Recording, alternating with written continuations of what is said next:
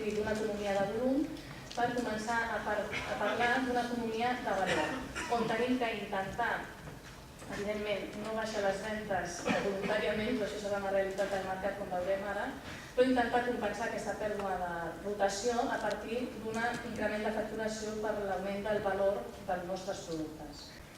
La sostenibilitat perquè ens porta a un consumidor que ha incrementat el seu nivell de consciència. Tots nosaltres, quan anem a comprar, comencem a pensar sempre que aquella compra que estem realitzant es convertirà en una bessura d'aquí uns dies, que estem contaminant el planeta. I aquesta consciència ens està duent a fer un exercici de control de la despesa que fem com a consumidors. I, evidentment, això se li afegeix aquesta bufetada que ens ha donat la crisi, que ens ha fet donar compte que la majoria de les coses que estem comprant no ens estan aportant cap valor afegit a la nostra vida, sinó que més aviat ens està contaminant.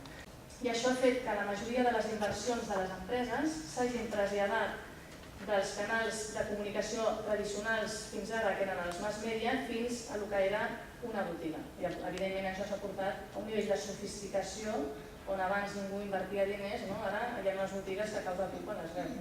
El paradigma ens està dient que perquè una botiga surtin els números, el nivell de professionalització s'ha multiplicat per 400.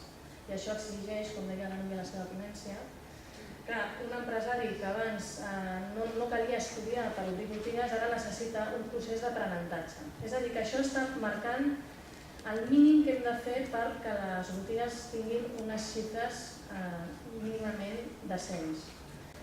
El que nosaltres tenim que aconseguir en la nostra proposta de valor és involucrar el client. I per això hem de passar de parlar de proposta de valor, jo diria, cap a proposta de projecte. Tenim que crear un projecte com a empresaris.